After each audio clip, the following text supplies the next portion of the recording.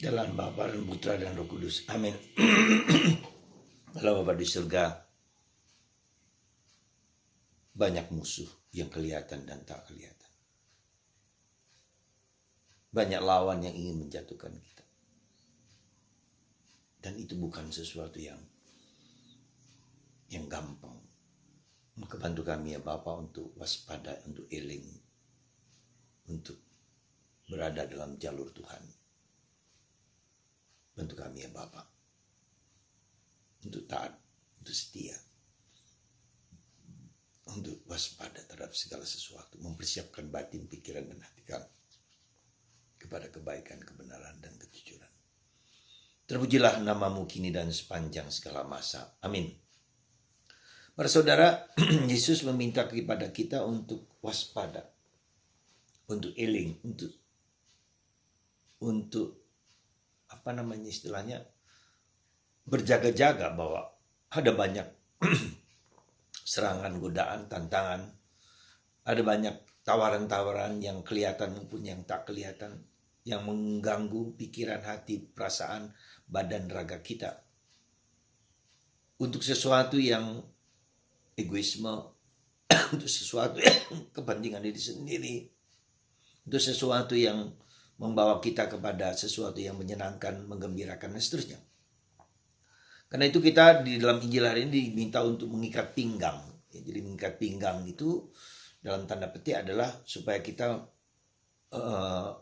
tidak mengikuti syahwat. Katakanlah syahwat politik, syahwat kesenangan, syahwat kesukaan, syahwat tapi juga menjaga supaya akan datang sang juru selamat, sang penebus, sang hakim adil pada waktu yang tidak kita ketahui kapan. Hari ini, besok, 1 jam lagi, setengah jam lagi, kita nggak pernah tahu. Nah itulah maka supaya tidak jatuh kepada syahwat-syahwat, kepentingan-kepentingan pribadi, egoisme kelompok, kesenangan-kesenangan pribadi, maka dibutuhkan suatu yang kewaspadaan. Kewaspadaan untuk tidak jatuh kepada dorongan-dorongan yang membawa kita kepada kehancuran. Di samping itu, karena kita tahu bahwa kekuasaan kegelapan, kejahatan, dan itu berupa model topeng-topeng yang nampaknya baik, tapi juga seperti domba berburu serigala, ya. Atau serigala berburu domba, dalam tanda petik. Atau kelihatan bagus-bagus, tapi nampaknya ada sesuatu yang dibalik, yang dipermainkan, ya, permainan. Dan situasi sekarang, politik yang sekarang ini sedang berada dalam titik yang seperti itu. Ya.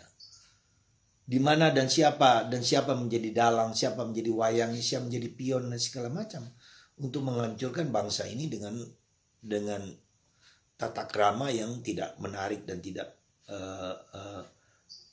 menarik dan tidak pantas dan layak.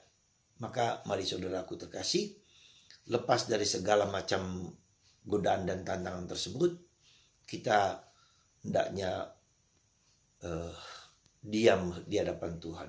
Kita hening di hadapan Tuhan. Kita membaca dan melihat segala sesuatu dari kacamata yang lebih dalam, yaitu kehendak Tuhan demi kebaikan bonum comune, ya, kebaikan bersama, kesejahteraan bersama.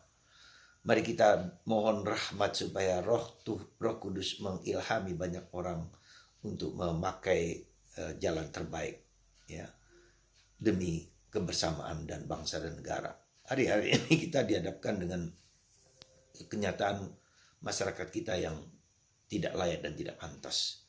Ya, mana yang benar, mana yang salah kita juga tidak tahu dan belum tahu persis.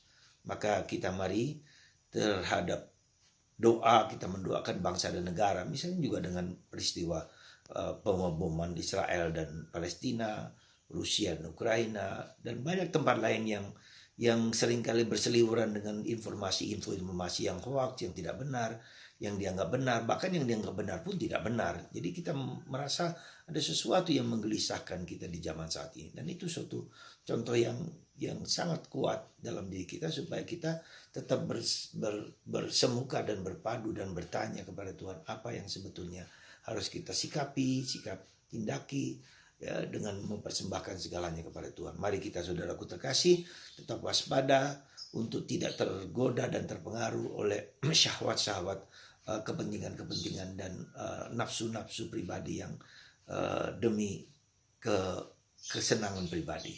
Semoga Tuhan memberikan rahmat kebijaksanaan, rahmat Roh Kudus kepada kita semua. Tuhan memberkati Anda semua. Mari kita masuk dalam rencana Tuhan dan membiarkan Tuhan bekerja dan mengubah dengan kehendak dan caranya sendiri. Semoga Tuhan memberkati kita semua. Amin. Bapa, Putra, dan Roh Kudus. Bapa, Putra, dan Kudus.